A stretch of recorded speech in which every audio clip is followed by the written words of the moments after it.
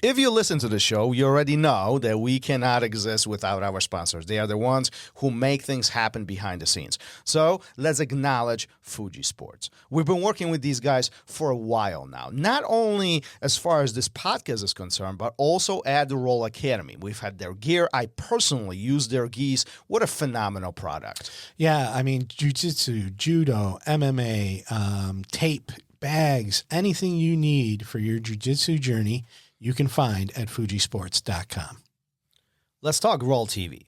There's so much content on there. It's ridiculous at this point. But I think what is even more intriguing, as time went on during the project, we've been recording most of the events that were taking place here at RŌL Academy. At this point, I mean, we have guys like Chris Howder, Armin Fati, Rafael Lovato Sr., and Pete the Greek. I mean, there were so many different events that we've kind of recorded it. Don't you think that's amazing? I mean, points of reflection and kind of going back for all the students to see what really happened and refresh their memory. Yeah, I think it's great, you know, being able to go back and look at all these high-level practitioners, Octavio Cudo, like one of the names you didn't mention. And I mean, just these guys that have been doing this for so long come in, teach these amazing seminars and workshops, and it's all recorded and there for you to watch. Yeah, absolutely. So if you want to get additional savings on all this, type in code RŌL Radio at the coupon and get additional 30% off of your membership.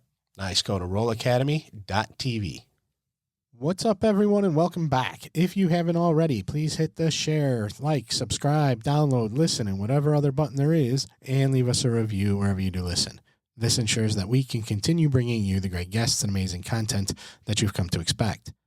Today's guest joins the show to discuss the life that jiu-jitsu has provided him, the importance of enjoying the now, learning to keep calm in the eye of a storm, how an injury changed the direction of his life, and more. Here's the RŌL Radio with first degree gi black belt under Don Whitefield and first degree 10th Planet black belt under Nabil Salama, and owner and instructor of 10th Planet Etobicoke, Micah Brakefield.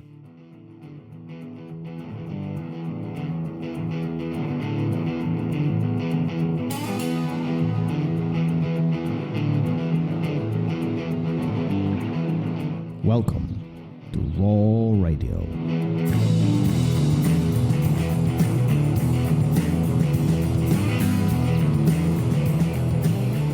And we're live. Ben, thank you for being here. Thanks for joining me today for this conversation. How are you? I'm doing great. Had a great day. Trained this morning. Went home, relaxed. Came back to the gym to do this podcast for you. I really enjoy your show. You have a lot of very thoughtful conversations, so I appreciate you inviting me on, and I'm looking forward to our conversation today. Yeah, I think it's going to be a great chat. I think it's going to be a good conversation. And before we start recording, I really mentioned it seems like your day is almost the same as mine. And yeah. I feel like as instructors, we find ourselves in almost the same bubble, if you will, same routine, especially on Saturday mornings. Like there's a class, there might be a kids class, adult class, that we train a little bit, and then we do other things. And would you agree with that? Yeah, I mean, it's the demand for class times dictates our lives. So it's we're all working around that same demand schedule. Yeah, I mean, is that something that you envisioned or imagined before you dipped your toes into teaching full time or having a business surrounded around martial arts or jiu-jitsu academy? No, I didn't envision any of this. When I started, when I never thought I'd be a coach. I never thought that I'd be a gym owner. Like all of those things just sort of happened spontaneously. And I've kind of taken that as they come. With my schedule as a coach, I also work full time. So I have a full-time job and I'm running the gym full time. So trying to manage that, I sort of have to protect both schedules, right? Like protect my schedule at the gym to make sure that I can still have a commitment here, but also protect my schedule at my job so I can work full time, and protect my schedule at my home so that I can spend time with my family. So in terms of like planning, what did I expect? I didn't know, but I knew that I had to control it from the beginning. And that's always been like a part of my jiu-jitsu, whether it's just as a student or as a coach. Well, you're juggling a lot of items at all the same time, so my head goes off to you. I run my academy full time So it's always I always bow to those who actually have a separate job besides the academy. I know how difficult that can be. So I appreciate you making an impact on the local community and everything that you do for jiu-jitsu while doing everything else. And that balance is important in our lives, isn't it? Yeah, there's something about it. It is challenging because it's a lot of work. Just my days are like work into the gym or gym and then work like all day, but there's something about, I was hesitant to open a gym, and this is, going back in time a little bit, but hesitant to open a gym because I didn't want finances to impact my relationship with jiu-jitsu. I never wanted to stress about money. I didn't want to stress about, anything other than just coming in and loving jiu-jitsu. So keeping a job allows me to do that. I don't really have to stress as long as the gym stays afloat. I'm not worried about paying the bills. I'm not worried about the income that I take. So it really, I think, relieves a lot of stress off of me as a business owner and a coach. Even though I'm like working a lot, I don't have to sort of deal with the stresses that come along with depending on the business. I know actually a handful of individuals who say, I will never have an academy. I will never have my own place for those specific reasons. I don't want to deal with the business side. I love jiu-jitsu, and I don't want that to be corrupted, or I don't want that to be, like the virus will make it. I don't want to hate it in a sense of where this is a job. Is that what you're referring to? No, that's exactly what I'm referring to. And, I think there's ways to go about it to prevent that from happening. For me, I have a business partner that I opened the gym with. I had people that were from day one coaches, like assistant coaches, that helped me run the gym. And so to me, this has always been a team effort. And so I went in sort of with a plan, basically, to make sure that this didn't turn into a stress in terms of, keeping full-time work, so I didn't have to rely on it financially, going in with the team, so there's sort of not everything fell on my shoulders, and I didn't have to feel like I was carrying the full burden of everything. I was very cognizant of that up front, and so I came into this with the plan to make sure that it just stayed fun. Isn't it?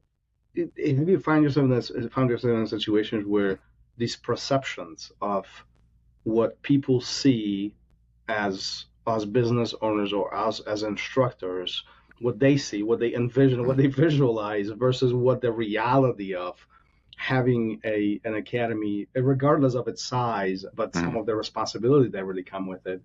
Have you ever like sat down and scratch your head? Is like, yeah, it's really not like that. Like we don't just eat acai, work 1 hour a day, and then like I don't know, go surf somewhere.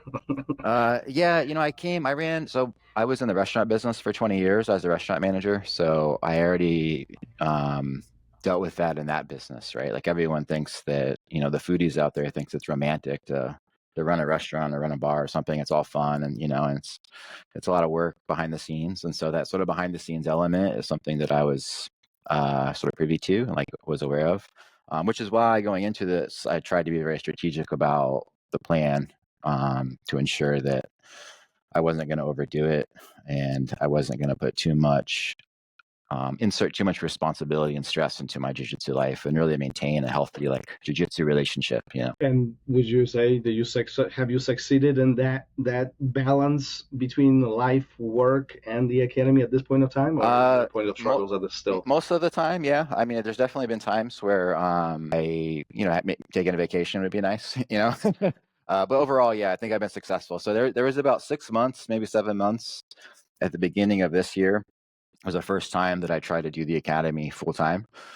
So I left the restaurant business last December. I went to, spent a couple months like looking for work, thinking about, do I go back to work full time? Do I just run the gym full time? What do I do? I decided to just run the gym full time. And I did that for about, added classes, did what I could to really push, maybe get more students, grow the business.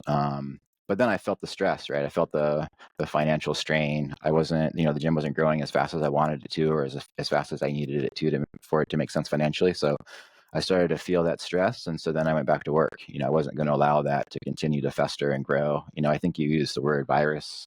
I wasn't going to let that virus continue to expand. And, as soon as I kind of felt that it was interfering with my relationship with jiu-jitsu and I thought jiu-jitsu was a frustration, I knew it was time to go back to work and alleviate that. Yeah, and I feel like many find themselves in the not only in a business, jiu-jitsu business, but outside of just being an entrepreneur, a lot of people struggle with that, find themselves in these situations where they start a project, small, big, and struggles overcome. And instead of looking at the situation and really evaluating what's important and what's not, and making priorities and stepping back sometimes, and making a step back to make 2 steps forward, which what you are describing, I think is often underestimated and often ignored. And I think oftentimes people do develop this negative vibe, and all that trickles down, doesn't it? I mean, the moment the negative vibe starts up top with the instructors, all of that trickles down to the students, and then it becomes, well, let's just say, very interesting environment. Yeah, and I think it depends on how you define your vision. If you define your vision in the context of, I need 200 students, or I need to make X amount of dollars every month, and you're just pushing, and that's what you're defining as success, it's going to be tough if those things are happening. Whereas if you define your vision more in the context of your experience and what it means to you and what you get out of it, regardless of the size of the gym or how many students you have, I think it's easier to manage that relationship. So I think it's a matter of like expectation setting and defining like what your goals are. For me, the goals are very much so about, you talked about being in the community. Like, to me, it's about teaching jiu-jitsu, sharing it. It's had a lot of positive impact on my life. I want to share that with as many people as I can.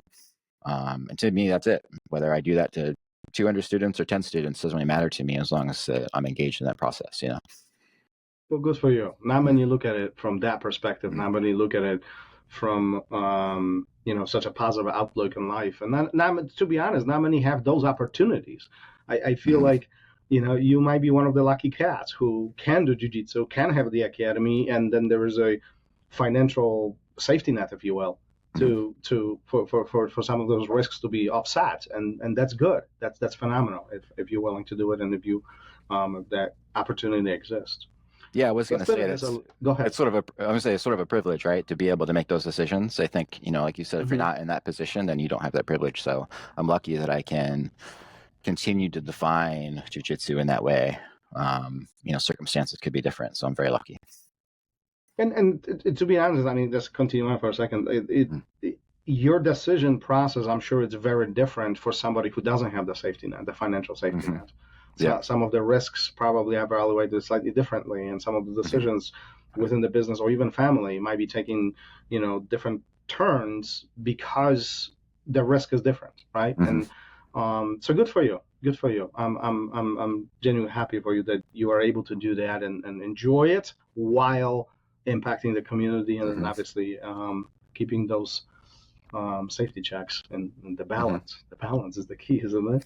Yeah, to me, the test is like, if I have to make a decision in the gym, why am I making that decision? If the decision is about money, then I've gone astray. I need to redirect, and that doesn't mean that that's bad. Like, if you're running a business, you have to make money, you have to make a living, you have to keep the lights on. So you have to be able to operate within like a business environment. But I think setting yourself up to, if you're doing this because you love it, like setting yourself up to balance those things is really important.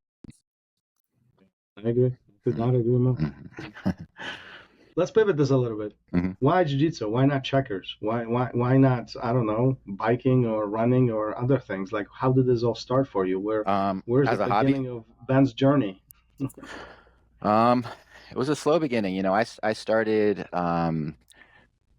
started being interested in jiu-jitsu long before I started training jiu-jitsu. And like most people, I started watching MMA in like the early 2000s, those early shows. I thought it was crazy. Like, why are these people doing this to each other? Like, why isn't anyone watching this? But for whatever reason, like, I sort of kept coming back to watching it myself. And reading about the Gracies, reading about jiu-jitsu, that was a big part of, I think, the story of those early UFC days was jiu-jitsu. And so at the time, I'm from Grand Rapids, Michigan. At the time, there wasn't any jiu-jitsu in Grand Rapids, Michigan. So I was I was a lot younger then, I was in my early 20s at that point, probably 18 or 19 when I first started watching those early UFCs in the early 2000s, going into my early 20s. There wasn't any jiu-jitsu in the area. So, once a year or whenever, I would just do like an internet search, like Grand Rapids Brazilian Jiu-Jitsu and nothing would come up. And then one year something came up. And I think the first time I attempted to start jiu-jitsu, I was in my early 20s. I was probably like 22 or 23, somewhere in there. I was pretty young. I had a torn meniscus before I started, and I thought I could just be like a tough guy and just work through it. And about 6 weeks in, I couldn't walk. And I was a restaurant manager at the time. So as a restaurant manager, you have to be able to walk. So I stopped going with the intention of going back, but it took me a while to get my knee fixed. By the time I got my knee fixed, I was busy. I was working 50, 60 hours a week in the restaurant business. At some point, I went back to school to get my degree. And so I didn't end up going back to training until I was 30 years old. It's actually when I was done with my degree, I was used to being busy. I was working full time. I was going to school to finish my degree. And once I graduated, I was like, man, I have all this time. What do I do? So I thought about jiu-jitsu, and then my wife encouraged me to go back and give it a shot. So that's what got me back on the mats. And I knew that's what I wanted to do. I didn't always love the early experience. Like, the environment was tough. People trained hard. People beat the crap out of me. I didn't enjoy any of that, but I always saw it as like a knowledge game. I wanted to know the details of how this works and really, really wanted understanding. And then I just stuck with it. I was being in the restaurant business. You work a lot of hours, but at the same time, you have some flexibility in your schedule. It's not like set 9 to 5, right? Like, your schedule can fluctuate. So I was able to work a lot, but still find time to get into the gym and just commit to a solid schedule. I also started judo around that same time period, and did that off and on for a few years as well. I think led to another. What's interesting about your story is the fact that most people start jiu-jitsu and then complain about the knees, and you actually had a knee issue before you went. Yeah, actually had two. Where did that come issues. Two knee issues. So I ruined my body as a young teenager. I started lifting weights when I was young, and I was dumb and just lifted heavy and beat my body up. So I had 2 meniscotomies, chronic back pain issues, chronic shoulder issues. So before the first time I started, I started jiu-jitsu, then got a meniscotomy. Before I went back again, when I was 30, I had already had my second meniscotomy, but it was from lifting weights. Was that ever a concern to you, in a sense of safety? I see a lot of conversations with older, by older I mean 40 and up, okay, middle age. I don't know what the proper term here is, but yeah, guys come in even to my academy, and I hear all around everywhere, hey, listen, I'm not a young stud, I just want to move around, and I don't want my knees or my back or my neck to be compromised. What you are describing, these pre-existing conditions already there from a previous engagements, and now you are entering this environment where you will be beat up, you will be pretzeled, you will be put in these compromised positions. Was that ever a concern to you from a safety perspective? It was a concern in the context that I think I was less concerned about getting hurt and more concerned about not being able to train. If I got hurt and I wasn't able to train, then that would bother me. So what ended up happening, so I ended up quitting training judo because of that. It was too hard on my back. So I trained judo off and on for about 3 years. I decided to just go all in on the jiu-jitsu because it was a little bit easier on my back. But I had to learn, what I could and could not do. For example, I can't bridge into weight. So if you're in a pin and you have to bridge to escape, I couldn't do that for a very, very long time. And so I had to find alternative ways to deal with those kind of situations. And I just had to play defensive games, very early on. I couldn't just go all out and not, I had to play a cautious game from the start. I think that my confidence very early on was impacted by that. It probably took me 2 or 3 years to gain confidence in jiu-jitsu because I was always working around injuries. I never felt like I could just let go and do it. I'm always like, every position I'm in, I'm like, I know a technique I can do here. I know I should be doing this, but if I do it, am I going to blow out my back? Am I going to pop a rib? I had a lot of rib injuries early on. So I had to put a lot of conscious effort into fixing my body just through exercise, stretching, trying to get myself back in shape and navigate my jiu-jitsu technique and sort of decision making around those injuries. Well, and that's what I would describe a smart approach, making intelligent decisions, not necessarily withdrawing and avoiding. the activity, but really being smart about it. And I do feel like jiu-jitsu allows for some of that, and allows to be smart within the engagement. And you talked about doing judo, and correct me if I'm wrong, but you hold a brown belt in judo, right? After those few years, correct. right? Yep. Yeah, and I had a conversation on this show with Shintaro Higashi, and he holds black belts in both judo and jiu-jitsu, and he talked about extensively about the physical impact of judo on the body, the wear and tear. As beautiful as fun as it is to throw people and get them airborne, and I love judo, like that's my jam. But the impact oftentimes is there's a wear and tear, and taking it to the ground in this jiu-jitsu environment allows us to be a little bit more playful. And I think a lot of the middle age and older individuals who engage in jiu-jitsu can actually appreciate that. Would you agree with that? Yeah, I think so. I still do stand up in the gym, and I teach it. I would say that stand up is the norm in my gym, and so I think there's a way to teach it and train it that's safer and doesn't take as much of a beating on the body. I just wasn't in the judo environment that I was in was very like competition focused. They wanted to go hard. So you don't have to train that way. Just like in jiu-jitsu, if you're in an environment where everyone is just going hard all the time, then you're going to get beat up. Whereas if you can be in an environment where you have the option to, it's fine to pick it up if that's what the two players want to play, but to be in an environment where you have the option to pull it back, I think is going to allow you to, play a safer game. And so I was in a judo environment that was training hard.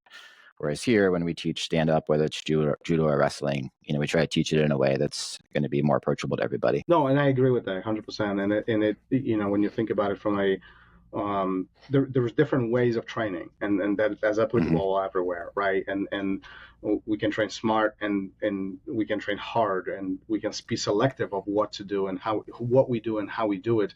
But also, I'm thinking about it from a perspective where we don't have to throw each other 100% every single time in order for us to be safe on our feet. And that's at least like the message that I send in my students. And I agree with you. I'm glad actually you said the fact that you everything starts on the feet. And I'm a huge supporter of feet to floor approach. We do need to stand up. We need to know what to do on our feet. Now, if you like to lower this in a very safe way, in a slow way, then life is good. But knowing the fact that everything starts on our feet puts us in a quite predicament, doesn't it? It does, and I also think it takes something away from you. Even if you're on the ground, being able to get to your feet is a very, very good option all the time. It puts you back into a neutral position. So if you're behind, if you're able to get back to your feet, if you don't have that option in your pocket, then you're like significantly restricting your ability in jiu-jitsu. So it's really important, I think, to be able to feel comfortable. And you don't even have to be good. You just have to be comfortable. You have to understand stance, posture. You have to be able to move, understand basic grip fighting. It's really all you need, to be able to get back to your feet and feel comfortable. Literally, that conversation took place earlier today. It's like I was explaining to one of the students that, well, if you don't like to be on the bottom, just simply stand up. I mean, I know it's more complex than that, but the train of thought of you don't have to be on your back is important, right? We can remove ourselves. And oftentimes, like, how many times do we find ourselves in a spot where you can stand up, but you choose not to? And, just the mental approach of that engagement puts us in this situation that we have created, right? One thing that I do, like, so for example, right now in class, as far as like curriculum, I'm teaching some close guard stuff. So we do a lot of situational rounds, and every round has different goals. So one of the rounds that we do right now is that we start in close guard, and the bottom player has to stand up, and the top player has to stop them from standing up.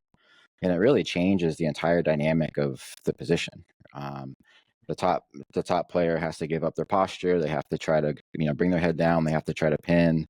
The bottom player, so much harder than you might think to stand up, but all of a sudden they're moving their hips and they're posting and they're doing a lot of stuff that they weren't doing before they thought about this. And so just introducing that completely changes the game. Yeah, it definitely puts, it introduces point of vulnerability, if you will, and it changes the dynamic of the situation. So you've had your place for a bit. You are an entrepreneur, and you eat acai every single day, work a couple hours. Life is good, right? You're living the dream, right? That's where we're going with this. Yeah, I work 9 to 5 right now. So the reality is, I work my 9 to 5 Monday through Friday. I teach classes in the evening and Saturday morning. And that's fun, but hard, just keep going. hmm Where does this drive come from? Where is this desire to work so hard? And you talk about balance, which I appreciate, but I am more actually curious, where's this hunger? Where's this coming from? I mean, I know so many people that one hate their jobs, but they will not put a minute across the 40 hours that they are getting paid for. Some of them will even work the system where they don't have to work 40 hours. Yeah. And you are talking about something completely opposite. You talk about, listen, I have my job, and then I go to my other job, and then I have to still balance my family. That's important to me. Ben, what's wrong with you, man? I think it might just be like life outlook, like the things that are the most important to me, I cut everything else out, like my wife is important to me. Earning income is important to me. Jiu-Jitsu is what I love. That's important to me. Now there's a bunch of other things that I might enjoy, but when I put those on a priority list, you can't do everything, right? So, if you want to go all in on something and you want to make an impact on something, you have to start picking and choosing. And that's just where I put these things on my priority list. Are these selections difficult for you?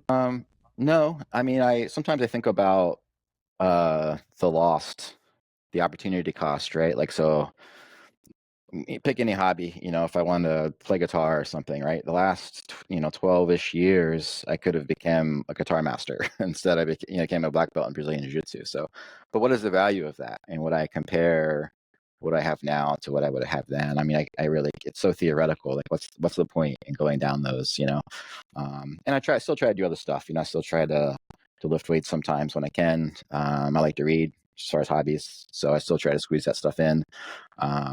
But like I said, from a priority list standpoint, if I had to eliminate something to make things happen, then this is where I have to be. It seems like there's a lot of passion behind everything that you are describing. Yeah, I feel like I have to be working towards something. Like I can't, like, the idea of me not working towards something it would bother me. Like I have to be. Let me ask you this: Can you sit still? Can you do nothing? I have a couple of friends who are like, "What are you doing?" Nothing. What do you mean? Yeah, nothing? No, I can't do that. I think I don't want to mischaracterize. I think it's important that people. I think can be an unhealthy like hustle culture component in our society. It's important to take breaks. It's important to relax. It's important to know when you're overworked and step back. There's no way that you can have longevity if you don't do those things. So I don't want to, say don't do that and just go. You have to know when it's time to not go. But generally speaking, as far as my natural personality, I don't like to just sit. I need to get something done. Well, good for you. I think we need more people like that. I think there's, but that's a different conversation for maybe a different day. But as you growing the academy, as you impacting your community, as you sharing this beautiful passion of yours that you've done for 10 plus years now, what are the important things? What are the things that you focus on in order for this academy to stay on track? I've seen over the 20 plus years that I've been on the mat that it's so easy for academy to derail into direction that was not planning on going, and there are many reasons for that, right? But I feel like we have a desire to have a big, strong community in Jiu-Jitsu. However, bigger we get, I feel like more problems arrive, and we are duct taping a lot of them, and we are. It's very difficult to steer that ship in a direction that you want to go. How do you deal with that? How do you make sure that your academy stays on track? So if you were to, I think the first question there was, what do you sort of prioritize to keep it on track? I would say there's two things. There's culture and then there's curriculum. And curriculum could also just be development. Like if your students aren't progressing, then that becomes an issue. If everyone's progressing, that alone is going to carry a lot of weight for you. Culture is, I think, the most important though, in defining a place where everyone feels comfortable coming to, everyone feels like they can engage in the art, everyone feels like they have a long-term place there, everyone feels like the entire team will be there to like back them up and support them on their journey. That's the most important thing than anything. And I have a pretty small gym, so in that sense, I'm lucky. It is easy on my end to do that. And as I'm gonna use the word organization because like in the restaurant business, for example, I would run restaurants and have 70, 80 employees. So it's like a much bigger organization than running a small gym. So when you get to bigger organizations, it is much harder to control and manage the culture. But there's a way to do it. You have to be strategic about it, and you have to have the right people in the right place. You have to be clear about the things that are important.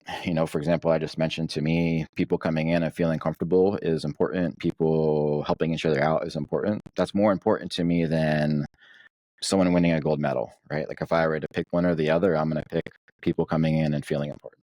But everyone has to know that. So if you come in and the only thing you care about is training hard and taking care of yourself so you can go win a gold medal, like I'm going to tell you that this might not be the right gym for you. There's other gyms that might be a better fit, and that's okay. Like I'm not saying that as a criticism, or I'm not saying that like there's anything bad with that as a goal. But just as far as the goals we have here, then it might not be a great fit. Not to say that we don't have competitors, but just as far as focus and cultural focus. And I mentioned earlier, I opened this gym with a team, and as time goes on, that team has grown a little bit. Like if I put more people in roles, like more coaches, running classes and stuff, and that is a very, very important.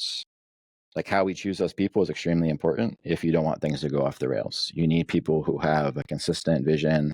They know what your expectations are. They know what kind of culture that you have. The reason why I brought up curriculum, because in large, my first gym that I trained at, this happened, where you got 12 coaches, classes 3-4 times a day, and you have all sorts of stuff being taught all over the place. And so you have students going to one coach and they teach them one thing, and then they go to a class the next day at a different time frame, and then the other coach is like, well, that's not how we do that. We're going to do it some other way. And then it sort of creates division, and students are like, well, what the heck? They get confused, or they start picking and choosing what they think is the best coach, and then like the division starts to enter into your culture. And so having curriculum that's consistent, culture or coaches who understand the culture, understand the curriculum, everyone's on the same page, focusing on that is going to help you keep things on the rail. Yeah, what's interesting about this is the fact that I think the curriculums is one of the most underestimated part of the mechanics of an academy, and I've seen plenty successful academies that don't have any curriculums, and they swear by that, and that's fine, but I feel like the inconsistency that you talk about is almost like going to 2 restaurants owned by the same person, and you're getting the same dish, and it tastes completely different.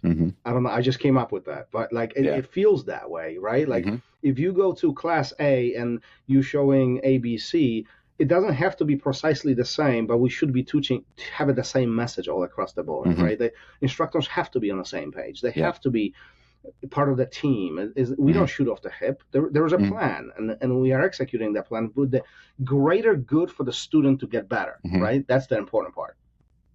Yeah, that's a big conversation. We could probably have, multiple episodes of your podcast just on that conversation.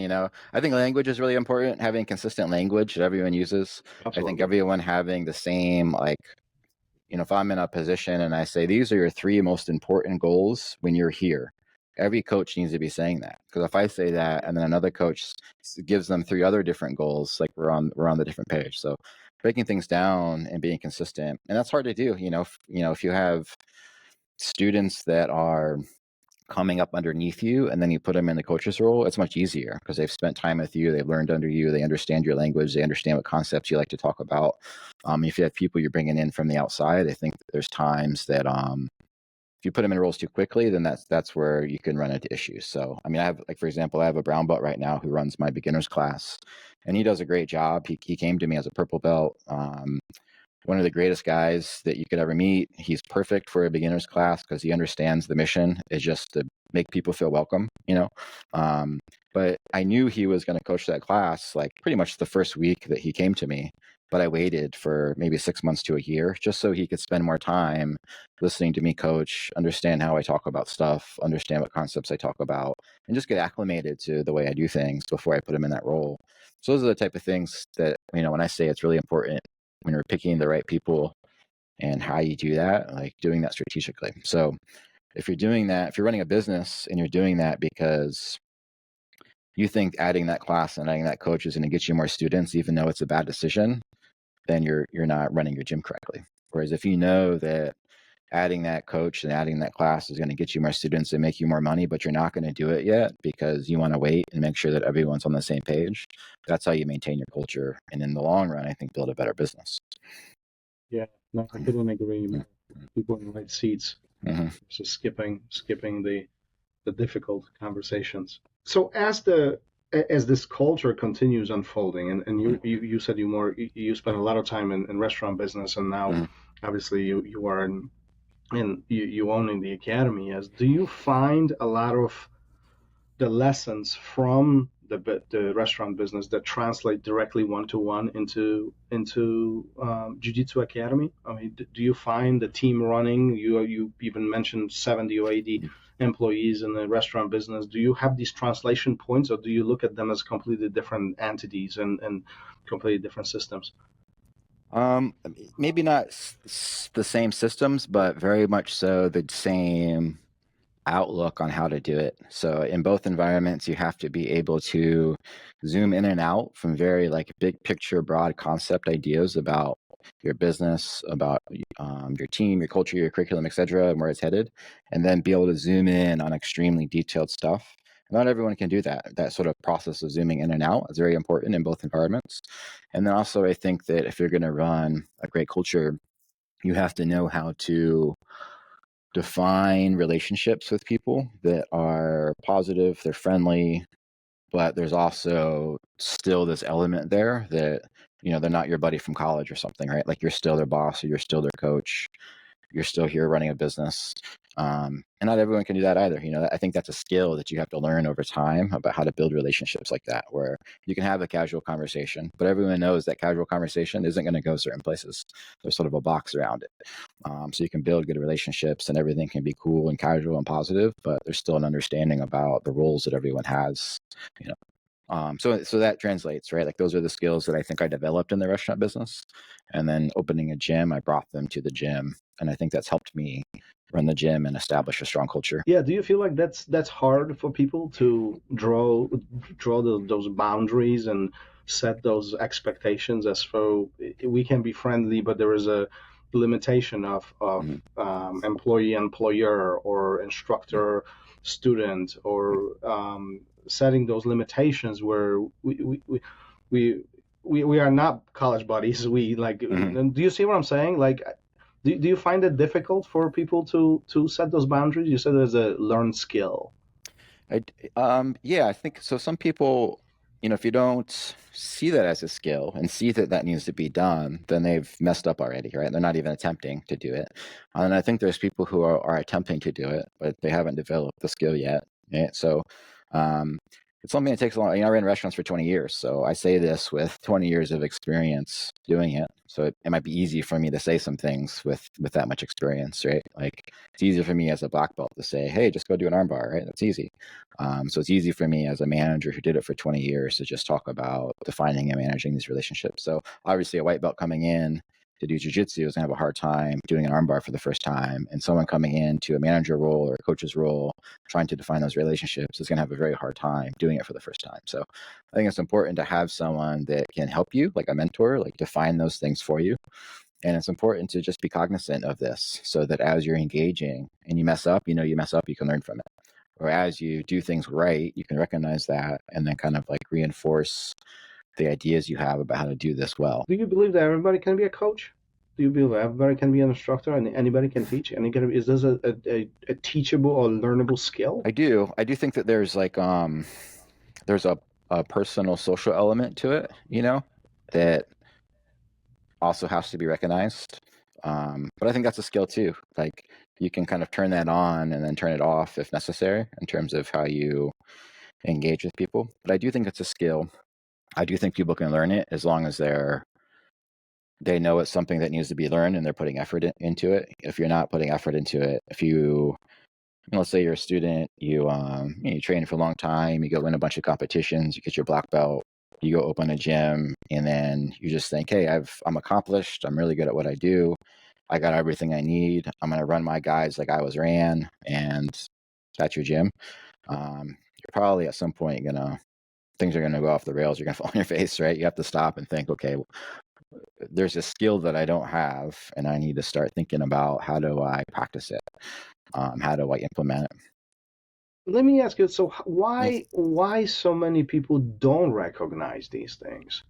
Why so many people have this mindset of, okay, I'm a purple belt, I'm a brown belt, even I'm a black belt, or I won these competitions, I'm a world champion, and let me just teach now.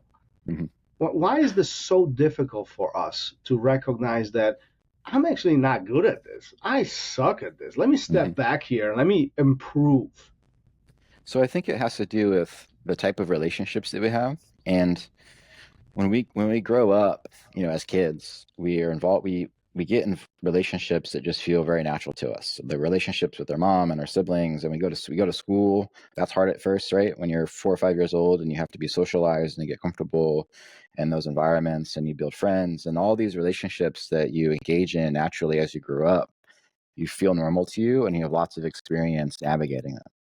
If you've never been a coach, if you've never been a manager, you're going to go into a relationship you've never been in, and you're like a day one. You're like a baby, right? Like a toddler trying to figure out how to go to school for the first time.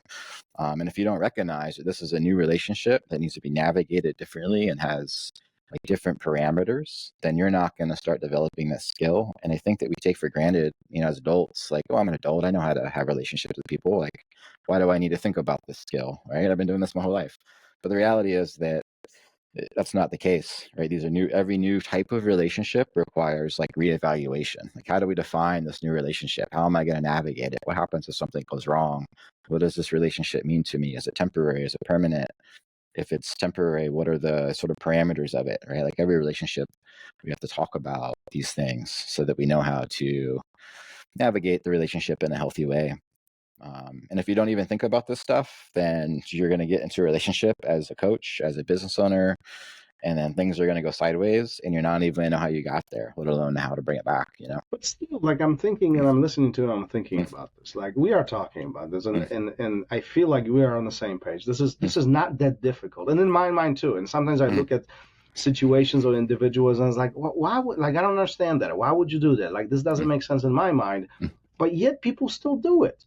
People still refuse. I don't know if it's refusal because that's a choice. I think they are a little bit more ignorant or maybe blindsided would be probably a better word. The option of stepping back and recognizing, I'm not good at this. I've never done this before. I don't know what I'm talking about. Like these questions or these statements never arise in their mind.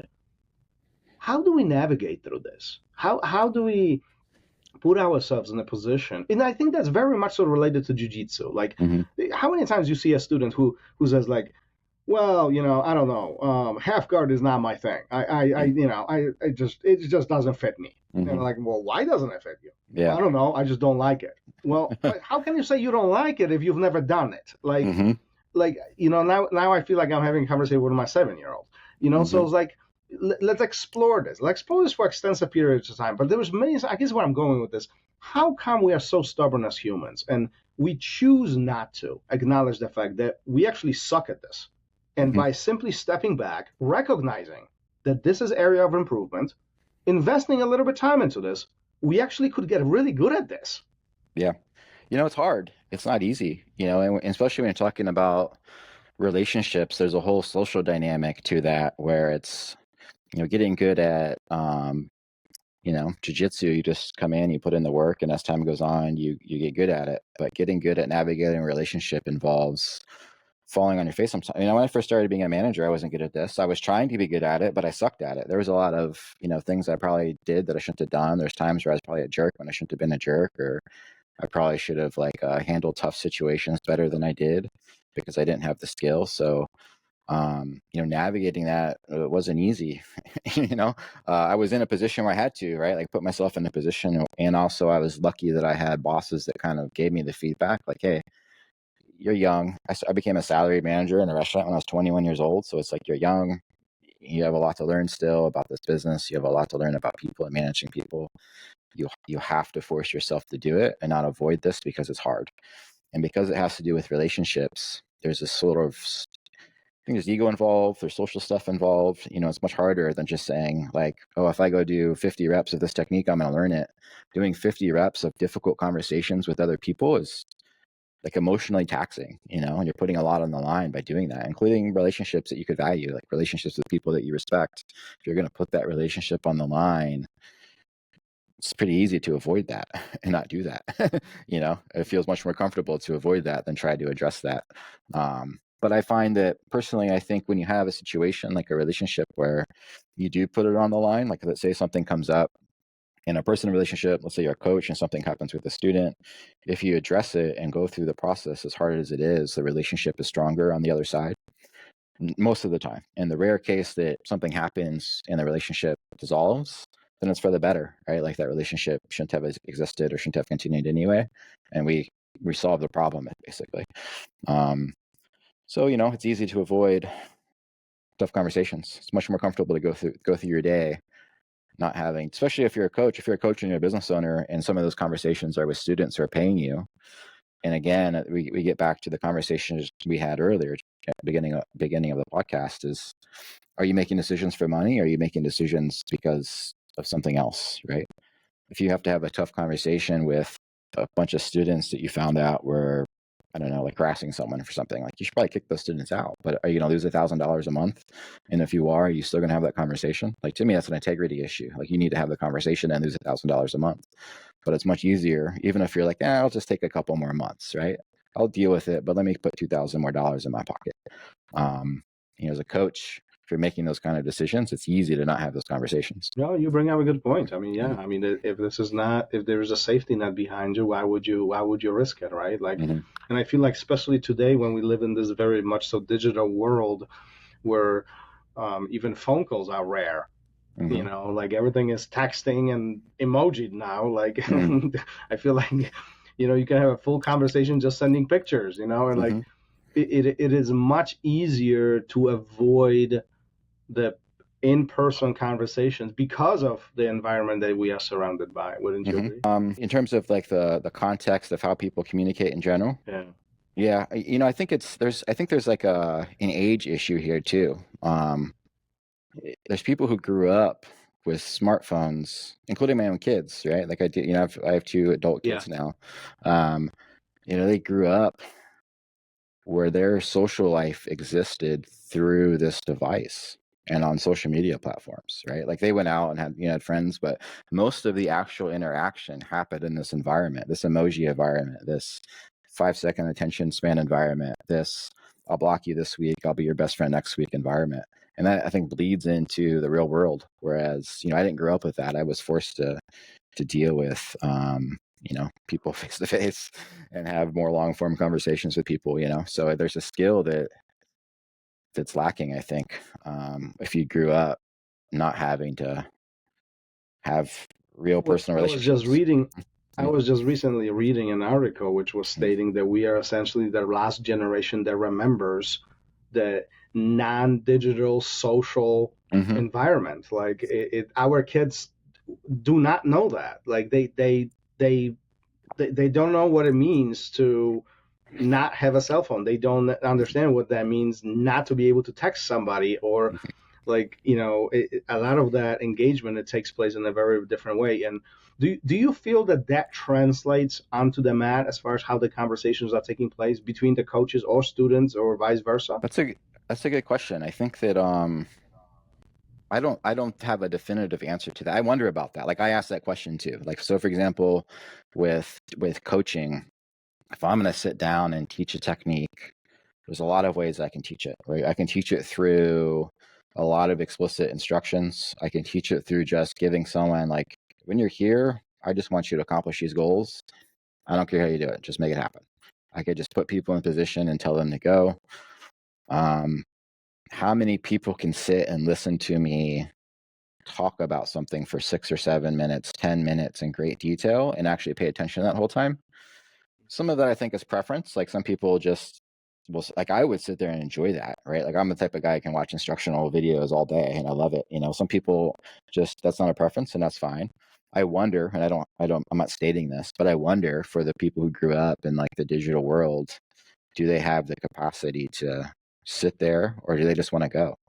Like, you know what I mean? So, I'm not sure what the answer to that is. For me, there's different ways to train, different ways to coach. The way I've structured my classes and my curriculum, I've done it in a way that can accommodate everything, accommodate all of it. And I've done that on purpose, right? In terms of maybe someone doesn't like the way that I teach in my standard gi jiu-jitsu class, but I have other classes where we do something totally different, And that is a testimonial to a good system, because ultimately that's what the academy is, or that's what a business is, right? It's creating a system that will not only have a diversity, but also cater towards the demographic that you are trying to try to aim for, right? Who are trying to service. How do you think all of this is going to look like in 10, 20, or 50 years? Do you think Jiu-Jitsu is even going to be existent? Or like we're going to be holograms on a mat? Or like we're going to be at the houses? Like the academies, the brick and mortar won't even exist anymore. At the end of the day, Jiu-Jitsu is like the one place in most people's lives where they can't have their phone. This is the escape, right? So I think that that's why this, I think, is even more important as time goes on. We have to have a place where even for me, I'm the type of person, like I'm always accessible. Anyone can text me or call me anytime ever, except when I'm on the mats. That's the one time where I am not engaged in the rest of the world. I'm just zeroed in and focused on this one thing. And I think that's important, right? It's valuable to me. I know that, it's something that over the years students have said, it's sort of like their getaway. And so the more digital it gets, the more hologrammy it gets, the more I think people need this outlet. Yeah, there is something human about this, right? There's something interesting that no matter how long we continue doing this, I feel every time I talk to a student, or every year I talk to, as time goes on, I have conversations with students, and the same thing repeats. Like, this is my getaway. This is my. I don't want to think about my family. I don't want to think about these problems. I don't want to think about my work. I want to get away from my kids. Whatever the reasoning is, this is their escape. This is their man cave, if you will. This is their route out. This is where they can unplug and really stimulate themselves in a very much so raw human way. Yeah. And I think it could also not just do it while they're here, but if this is the only thing that's the only place where they get away, let's say you have an adult who's 25 years old, they walk in your gym and this is the only time they get away. When were they getting away prior to that? They might not have even had that thing in their life. And for us, it's jiu-jitsu. For some people, it's rock climbing or something, like whatever it is, the thing that they get away. And then once they experience that, like that a lesson alone, they can also take to go do other things. Like I need more time. It's carved out that's different, different than the constant access, the constant engagement, So I think it's in that sense, what we can do can kind of set an example about the value of doing that in your life. So you can come do that here, but then once you leave here, you can also like find other ways to structure your week, structure your life to do that more. Do you feel that this is why it's difficult for students to return after a small break, because that getaway, quote unquote, gets substituted with something else, and then going back to jiu-jitsu is hard? That's tough. Jiu-jitsu itself is tough to get started. If you're, and I say this because I'm a middle-aged guy with a job and a family. So this is, when I think about the 35, 40-year-old mom or dad that walks in the door, they already have a huge load on their plate. Just to work, keep up on their house, to raise their kids, to try to manage their own relationship, their own personal relationship in a marriage, a lot of things that they're trying to manage. And then you add jiu-jitsu, if you're training 3 days a week, my classes are an hour and a half. They're driving here, they're driving home. Somewhere in there, they have to take a shower. It's like 2.5, 3 hours of their day, 3 times a week. Like, not many people have that time. So if they find a way to carve it out once, that's extremely challenging. If something happens, they get hurt, they can't come in, and 3 months goes by, it's like that time has been filled in, and they have to go through that again. They have to figure out how to carve it out again. Some people do, because they know that how beneficial it is. Especially, I think the longer people are on the mats, the more likely they are to come back. Whereas if that happens, 3 weeks in, they might not be as likely to come back. But I think just starting jiu-jitsu in general is hard, so doing it starting twice is, it's difficult to replicate. No, absolutely. No, I agree. I mean, all that adds very quickly, right? Mm-hmm. And this is where we get into this conversation of balance. Mm-hmm. Like when do you want to devote your time? Because ultimately we all have the same amount of time, 24 hours a day. That is what it is. Yeah. We got to sleep, we got to work, we got to do, our family needs us. And then whatever's left over, can be divided between all the other things. But I think there's one more thing that, as we're talking about these returns after a significant amount of break, there's one more component often forgotten, is the fact that our peers continue training. And as smart as we are, I say we are as probably equally as stupid as we are, because we come back and we really think that we're going to be we're going to be able to catch up with them, and oftentimes that's the ego check. It's like they've been training for 3 months while you are not. So like there's this physical component, your body has changed. That's one. But two, they have improved while you haven't. And really acknowledging that is important. And go ahead. Oh, no, I think you're 100% right. But I also think that's a culture issue, right? Like if you're a student, and that happens even when people don't take breaks. If you have a guy who trains, a guy, man or woman, that trains twice a week versus someone that trains 5 times a week, when they start, they're going to be on the same level. But 6 months later, they're going to be on totally separate levels. The person who trains twice a week might not even know that the other person trains that much. And so there's already a gap, and that can cause frustration in the gym. But I think culturally, you have to address that. Like, everyone needs to know that everyone's going to not just progress at different paces, but that's okay. It's not a problem that happens. Some people progress really, really quickly, and then that break happens for them. So not everyone sort of backstep happens at the same time. And so I think culturally everyone has to talk about that openly, and also celebrate progress, right? Like if you come back after a 3-month break and everyone's progressed, that should be celebrated in terms of like, these are my teammates. They've progressed a lot. They've put in a lot of work but now they can also help me, right? Like before we were on the same page. Now they're resources for me. Now, like we were tight because we trained 3 months ago, and now they can help me out and get me caught up, and every question I have, they can help me get back in. So I think it's a matter of perspective, and that perspective needs to be inserted into the culture, Couldn't agree more. I do think that we don't celebrate the successes enough. We hyper focus on things that don't go according to plan. We are the first one to crucify ourselves and say what we do wrong. But the success is really where, the positive outlook on life and really the positive perspective really comes into play. And just even returning after a break, it should be celebrated. This is where everybody in the room should be hugging and high-fiving and welcoming you. It should be just embedded into that culture. And I think that's what sets the true academy apart from everybody else. Wouldn't you agree? Oh yeah, and the coach can manage that. I also think this is like going back to the curriculum conversation. If you have a structured curriculum and someone's gone for 3 months, they should know what they missed. Whereas if it's ad hoc every day, you're doing something random, or every week you're doing something random, and they come back, it's like, what'd you guys do? It's like, oh, I don't know, we did a bunch of stuff, Whereas if they come back and they're like, you know what, we spent some time on, close guard, half guard, here's the primary things we reviewed. Let's get you caught up over the next few weeks, and then you're off to the races. I also think that go ahead.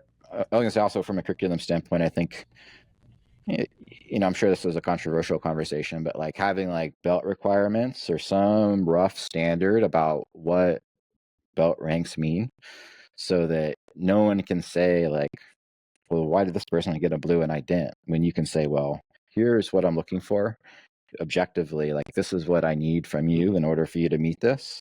So it's not about person to person or any perception of favorites.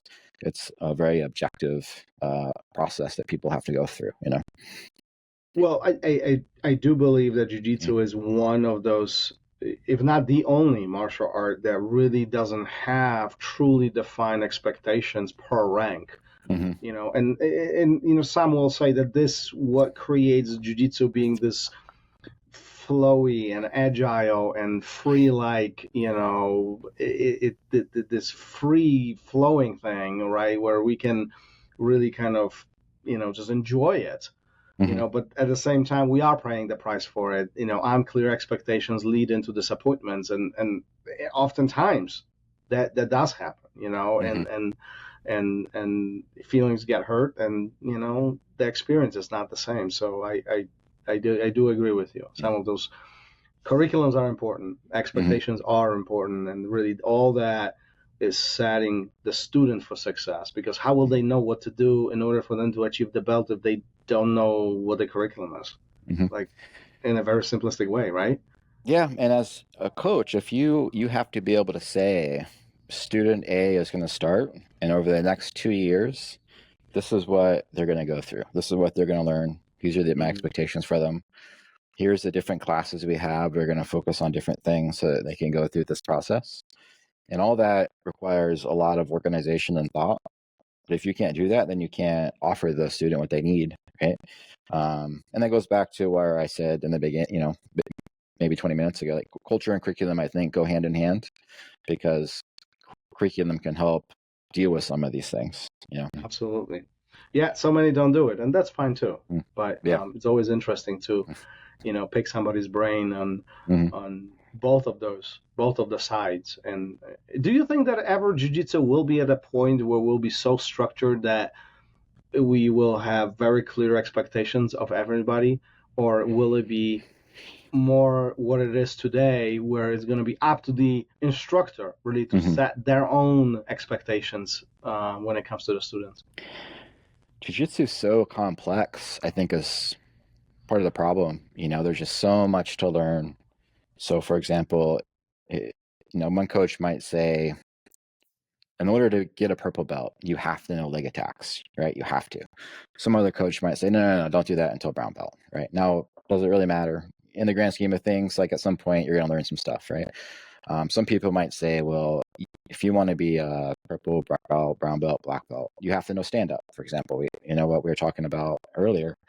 A lot of great black belts don't have good stand up. So I don't think anyone's going to agree on that unless we have a body that's just determining what this is for us. And I don't necessarily think that that's bad on the grand scheme of things. I think it's more important within a gym to have consistency than I do across the sport as a whole. And that's just my opinion. Whether my blue belt is better or worse than a blue belt in somewhere in 6 states away, like, is it really consequential? Does it really matter? I think if someone is trying to compete at a high level and that's their goal, then there's more need to try to find some sort of rank equilibrium, but the competition is going to do that for you, right? Like, if you have a blue belt that's winning everything, then you know that they're ready. If you have a blue belt that's not, then you know that they need more time. And so that the result is going to, now I personally don't promote based on that, nor do I think you should, but if you're looking for something that's going to find commonality and skill set, then that's the only place that's going to show it, which, when, I'm sorry, go ahead. I was about to say it's definitely not easy to navigate through all of this, and it's one of the pieces that we talked about very beginning of this conversation. It's a massive ship that you have to steer through this ocean, and oftentimes there's no guidance. Oftentimes we don't know how to do things. Oftentimes we find ourselves in these predicaments, even though we are trying to do some good. It's not easy. It's truly not easy. There's an element to jiu-jitsu. Judo is very sport focused. Wrestling is very sport focused. Sambo is very sport focused. There's obviously a sport element to jiu-jitsu, but I think most jiu-jitsu students don't compete, at least in this area. That's anecdotal, so I don't have data to back that up. But I would say 90% of the students in terms of what I've experienced, don't compete. It's very much so like culturally more of a hobbyist martial art. So do we need that level of, in the big picture, like across the world standard? I don't know if we need it. I think it's very, very important within a gym to have consistency culturally and to give your students clarity. But big picture wise, I don't know if it's as important. Yes, time will tell, right? Yeah. Mm-hmm. As jiu-jitsu continues evolving, I mean, you've been on the mat for 10 plus, it has changed significantly in the last decade. And I do believe that it's going to continue changing. Yeah. Only time will tell where all of this goes. No matter how we slice this, we have something beautiful that many don't. And, we continue impacting our students, our communities, continue growing this and sharing this beautiful art, sport, or this beautiful activity with many others and changing lives every single night. I mean, at least that's how I look at it. Just making a little change, just making a little impact, one at a time. Yeah, and that's very, sometimes I think I'm too idealistic about my jiu-jitsu, but I think that the jiu-jitsu experience can really have a positive impact on someone's life. And it has this natural social gravity that brings people together in a way that I don't think a lot of things do. That alone, I think, is really valuable for communities to build a very strong sort of social foundation or social network of people. That alone is very valuable, and I think that should be spread, and every community needs to have that as an option. And then, people talk about the benefits of jiu-jitsu, whether it's physical benefits, mental benefits, just staying in shape, whatever it is. I think everyone comes to jiu-jitsu for different reasons. Over time, those reasons change, but whatever the reasons are, you keep coming back because of how it makes you feel in your life. And kind of like, I think a lot of people would say it gives them something like a focal point, like something to focus on in their life that's always going no matter what. And the 12-ish years that I've been training, a lot of other things in my life have changed. But this is like something consistent and positive that's always been there for me, like no matter what. And so, I have a saying that like jiu-jitsu will always be there for you. A lot of bad stuff can happen in life, right? You go through, you could lose a job, you could go through a relationship breakup, like things can happen that are hard, but jiu-jitsu will always be there no matter what. And so for my responsibility as a coach is to ensure that, right? When someone needs jiu-jitsu, like I offer it. And that's the role that I need to play. And so for me, that's really my focus in terms of my mission as a gym, is just to be able to be that place so someone has something to go to, I love it. Listen, we've been at this for over an hour at this point. Before we start slowly wrapping this up, what I do at the end of every episode, I have a question for you from our previous guest. And he had no idea who's going to be answering, so think of it as question and blind, and you'll have the same opportunity to ask our next guest. Uh-oh. But this always creates an interesting end to the conversation, to the show. And Micah was on the show in the previous episode, and he asked a very simple question, but I think it's very fitting to our conversation today. Okay. And he asked, what do you tell somebody on their very first day of jiu-jitsu? What's the one thing? What do I tell them, or what do I ask them? Well, he said what you tell them. Okay. Well, I don't know. I mean, we can spin in both directions. Yeah. We can answer both of them, right? But I guess, if I was to put my interpretation on the question, would be, what's your conversation like? What's the first thing? What's the important thing? Yeah. You transfer. So, obviously, when someone starts jiu-jitsu, the hope is that they do it forever, right? We're trying to create forever students. We want this to be something that stays in their life. If you tell someone that right away, you might run them off. I think the starting jiu-jitsu is difficult. People don't know what to expect. So I think the first thing that it's important to tell people is just expectation setting about how to engage in this. What is it that they can expect in terms of their experience in their first couple of weeks? Like, how our classes ran? What is the sort of norms in the gym, right? Like, do you bow into the mats? Do you check in when you go into your gym? Like, every gym has different norms. Like, talk about their norms, and then trying to get someone who's never trained before and teach them how to just engage in grappling alone is difficult. And so once we get onto the mats, there's things that I like to do to kind of help, guide them through that process. But I think it's very important to tell people up front that you don't have to just come in and do this, right? Like you can go at your own pace. You can sit out if you want to sit out, but you don't have to engage in everything. When we go to do our rolling, you don't just have to roll. Like we can sit there and just work on stuff with your training partner that you want to work on. And I try to tell people that to like allay any sort of hesitations or any fears and kind of give them guidance about how they're going to navigate their first few weeks. In my opinion, like getting someone hooked in that first month is the most important part. Giving them a good welcome to the mats. Once I have someone for a month in this gym, I normally have them for a while, meaning like they're going to be long-term students unless something significant happens. When someone quits, it's normally in the first month. And I think it goes back to some of the things we talked about earlier. They didn't figure out how to balance. They didn't figure out how to come to the gym, but still go home and make dinner for their kids or something, right? They weren't able to figure it out. So that first sort of introduction is the most important thing that I think we should be telling students. Defining how we roll. And this changes, I think, for different people. If a 20-year-old kid that wrestled his whole life walks in, I'm going to tell him something different than if a 50-year-old guy walked in and is like, yeah, I got a bad hip, but I want to stay in shape. I'm going to tell them different things about how to engage. And that conversation, I think, continues on the mats. So one thing that I like to do is like first rolls with me, and there's like games I'll play with people. You kind of help them understand positions, understand what goals are. And those games I play with them, they can go play with the rest of the roles. So on day one, they don't know any jiu-jitsu, but they're doing jiu-jitsu. And they feel like they can participate in the whole class, and they don't feel like they're the odd one out. They don't feel like they're holding anyone up. They feel like they can do this. And then I can navigate them. Like I'll be roll 1, and then roll 2, I'll pull someone over like, hey, come over. You're going to roll with so-and-so today. We just did these games. Can you just run through these with them again? So this person is like meeting people, they're engaged, they're starting to understand what this feels like. They're starting to learn their basic goals and primary positions right away.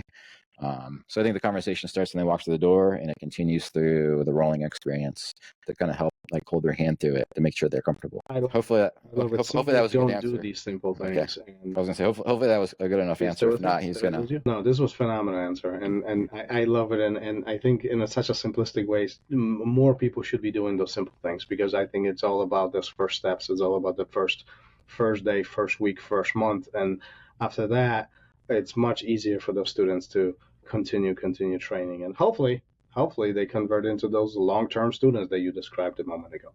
Yeah, absolutely. And before we wrap this up, where can everybody find you? Where are you at? Or if anybody wants to connect with you, on a more personal level, and where are you at? Where's your academy? Quick plugs. I have Deep Blue Brazilian Jiu-Jitsu is my gym, Deep Blue Brazilian Jiu-Jitsu, so that would be the social handle, so feel free to reach out to me there. I have a Substack that I read about Jiu-Jitsu called Life in Jiu-Jitsu, so you can follow that, reach out to me there. I also run a social account called Remote BJJ Coach, so any of those, reach out to me, say hi, ask me questions, be happy to connect with anyone out there. Sweet. As always, we'll put all of the links in the show notes, so if you guys want to connect with Ben directly, feel free to do it. I encourage you. That's a lot of wisdom there, a lot of experience that's being translated from the restaurant business and just being an entrepreneur into what he's doing on the mat. So I love it. I simply love it. Ben, phenomenal conversation. I appreciate you being here. And more importantly, I really, truly appreciate what you're doing at your academy and with your community, because many don't, and many take this very casually, and your passion really radiates, and it's really visible to me, at least, that this is more than just a job to you, and you truly want to impact the community and your students. Well, thank you. I appreciate that, and I appreciate you having me on the show. Had a lot of fun. Appreciate the conversation. Absolutely. Thank you for listening to RŌL Radio. If you enjoyed the show, don't forget to leave us a review and help us make the show even more amazing. For future episodes, check out our website and follow us on all major podcast platforms. Take care.